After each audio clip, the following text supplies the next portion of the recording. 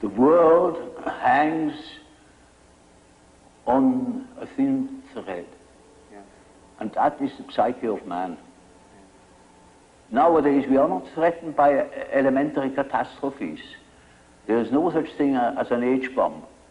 That is all man's doing. Yeah. We are the great danger. The psyche is the great danger. What if something goes wrong with the psyche? Yeah. See?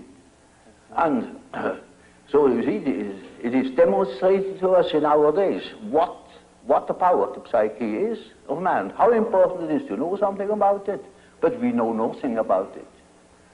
Nobody would give credit to the idea that the psychical processes of the ordinary man have any importance whatever. One thinks, oh, he has just what he has in his head. It is all from his surroundings. He's taught such a thing, believes such a thing. And particularly if he's well housed and well fed, then he has no idea at all. And that's the great mistake.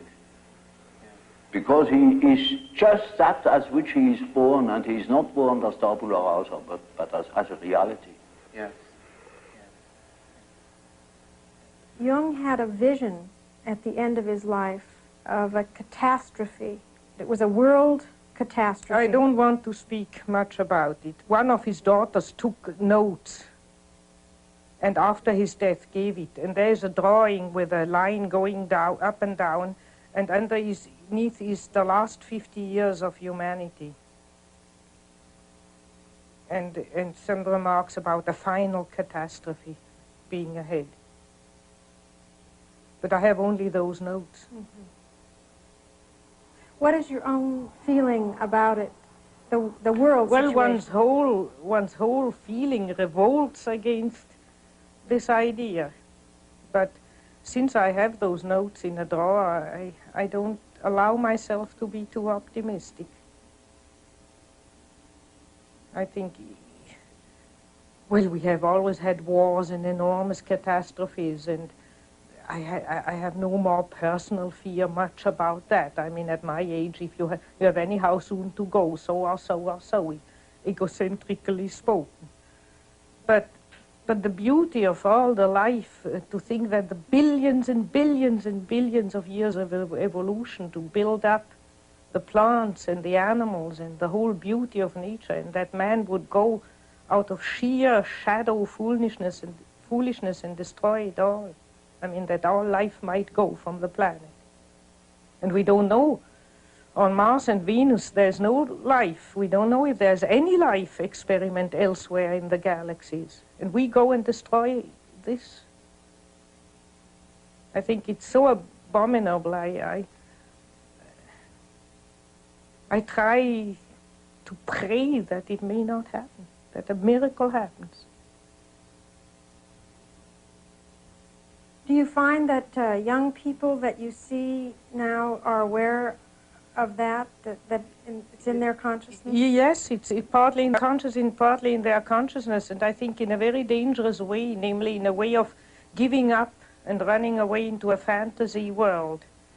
You know, when you study science fiction, you see there's always the fantasy of escaping to some other planet and begin anew again, which means give up the battle on this earth.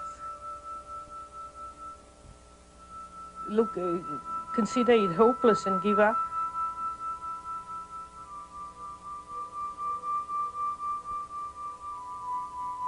I think one shouldn't give up. Because if you think of answer to Job, if man would wrestle with God, if man would tell God that he shouldn't do it, if we would reflect more. That's why reflection comes in. Jung never thought that we might do better than just possibly sneak around the corner with not too big a catastrophe.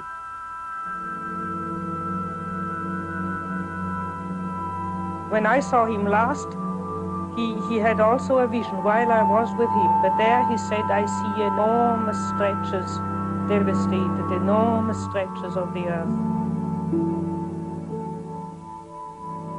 But thank God it's not the whole planet.